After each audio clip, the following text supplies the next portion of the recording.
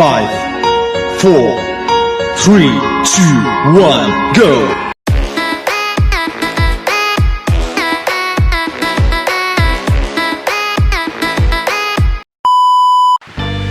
Hello guys! Good evening! Welcome back muli sa ating munting channel. This is Weng BTE and our video for today is cooking, syempre. Ay, magluluto tayo ngayon guys ng bangos na sinigang sa miso. So, kung ano-ano yung mga ingredients, kung ano yung mga ilalagay ko, kung ano yung gulay, ayan, yun yung ipapakita ko sa inyo ngayon. So, dyan lang kayo para makita nyo kung ano yung gagawin ko, my way ng pagluluto ng sinigang sa miso. So, yan. Stay tuned guys. Dyan lang kayo. Huwag kayo aalis. Yung ating mga ingredients sa ating lulutuin ngayon na sinigang sa miso na bangos or milkfish. Ayan. Ito guys, yung ating bangos. 2 piraso po ito na bangos. So, pinadebone ko siya. Kasi mga anak ko ayaw nila ng may tinik. Kaya pinapadebone ko talaga siya. So, boneless na yan. 2 piraso siya.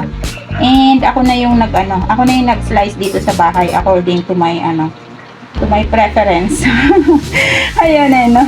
So yan ang ating bangos. Bali nilagyan ko na yan ng salt. Binabad ko na sa salt. Tapos etong ating mga panggisa, bawang or garlic and onion and tomatoes. Siyempre may tomatoes pa rin yan. Ang ating siling green, siling pansigang.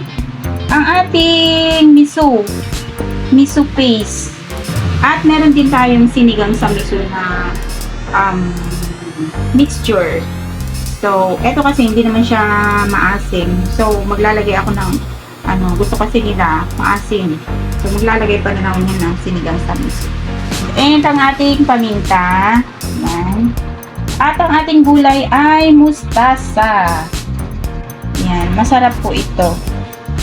Ayan. At yan talaga po yung pinapanlagay pag nagsisigang sa miso. Yan talaga yung nilalagay ko. Ayan ang ating ingredients ngayon. So, konti lang naman yan guys. Panoorin nyo kung paano ko siya lutuin. Kasi hindi naman pare-parehas ng nagsisigang sa miso ay pare-parehas din ng way ng pagluluto. So, ito yung way ko. And masarap din naman siya.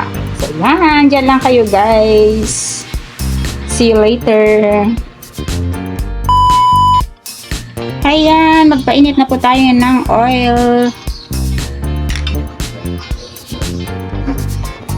Ayan. Pwede na natin ilagay yung ating bawang.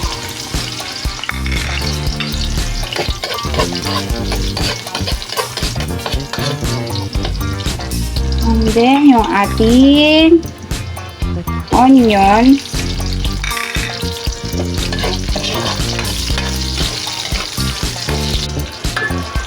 Lagay na rin natin guys ang ating tomatoes.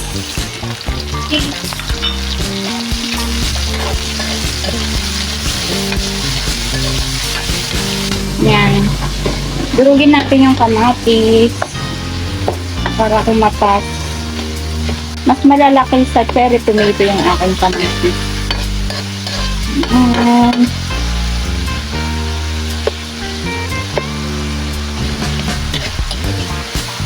And then, isama ko sa paggisa yung ating miso.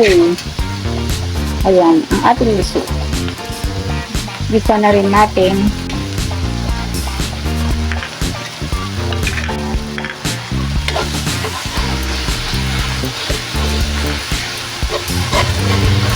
Yung iba, ang ginagawa nila sa bangos ay ipiniprito muna nila bago nila sabawan. Ako kasi, diretso na. Kasi kapag prinito ko pa, parang didikitan pa siya ng mantika ulit. Tapos magigisa ka na naman sa panibago. So, yan. Wait lang. Ayan. Lagyan natin ng konting water na. Para lang hindi masunog yung ating miso.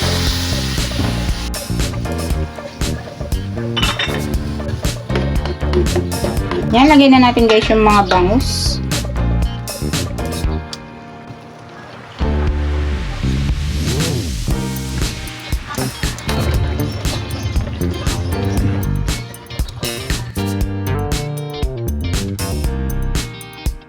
Mamaya ipipleaf ko yan para yung kabilang side naman niya yung ano, dumikit sa sauce.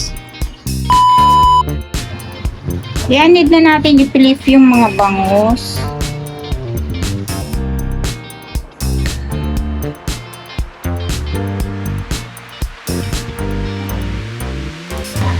Takpan natin para kumulo siya.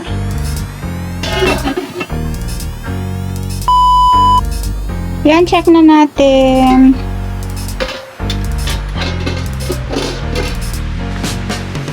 Ayan, pwede na siyang dagdagan na additional water. Lagyan lang natin guys ng paminta.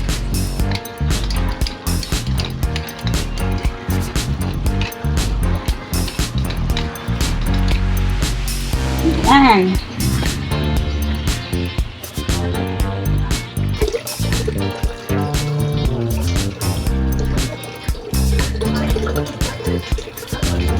Yan, isang cup lang naman nilagay ito. Isang tasa lang. Limutan ko palang isama dun sa ingredients na pinakita ko, yung salt. Lalagyan na natin ng salt, guys. Konting salt na lang. Kasi yung ano, yung bangus kanina, binabad ko na sa salt yun. Baka umalat. Timplahan na lang natin ulit mamaya. Pakuluan lang natin. Let's cover and pakumulo. Ayan, check na natin guys.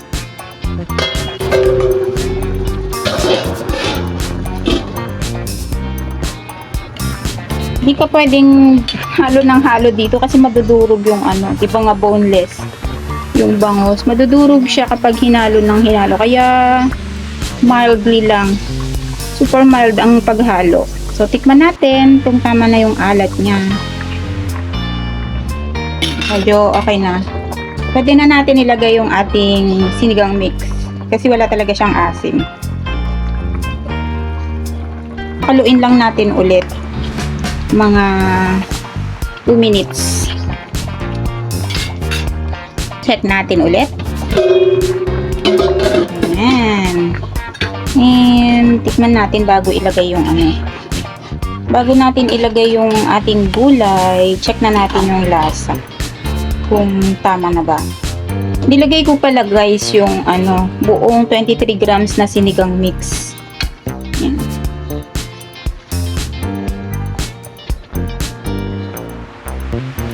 Tama na rin yung alat niya. So pwede na natin ilagay yung ating gulay. Yan, lagay na rin natin yung mga ating siling pansigang. 3 piraso. Tapos yung isa, hinati ko. Yan.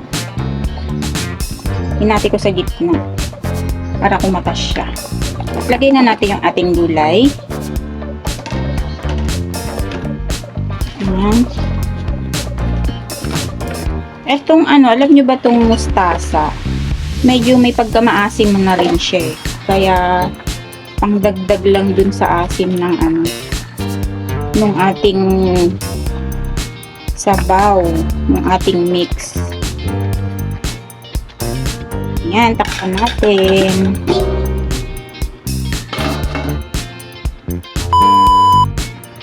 Yan, check na natin. Luto-luto na yung ating gulay. Ouch. Napaso ako. Ayan, okay na siya guys. Luto na to. And tama na rin naman yung timpla niya. So, ready for serving. Pwede nang kumain. Ayan, ang ganda ng kulay ng dahon. Ayan. Patayin na natin yung kalan. Ayan, eto na yung ating final product, ang ating sinigang sa miso. Ayan guys. Ang sarap. Tamang-tama lang yung asim niya. I hope nakapag-share ulit ako sa inyo way kung paano ko lutuin ang sinigang sa miso. So, yung iba naman guys, iba rin yung ano, paraan nila. sa akin, ito yung paraan ko. Ayoko kasi nang ipiniprito muna yung isda or yung gagamitin kong fish bago ko siya igisa ulit. So, parang ang dami na niyang mantika pag ganun. So, yan. Ganyan lang siya. Simple lang. Ayan, di ba? Mabilis lang din siyang lutuin. Simple ang recipe. Yan. Ang sarap. Tamang-tama lang yung timpla niya. Mapaparami ka ng kain na naman. So, more rice please. Ayan. Then guys, maraming salamat muli sa inyong panonood sa aking video for today. Ayun, sa mga bago pa lang sa aking mga channel, sa mga bagong nanonood, sa mga nanonood ngayon na hindi pa nakakapag-subscribe, please do subscribe.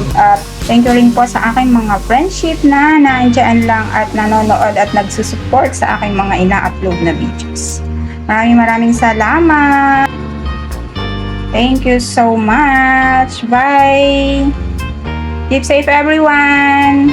God bless. Weng BP saying bye-bye for now. See you on my next video. Bye. Love you all.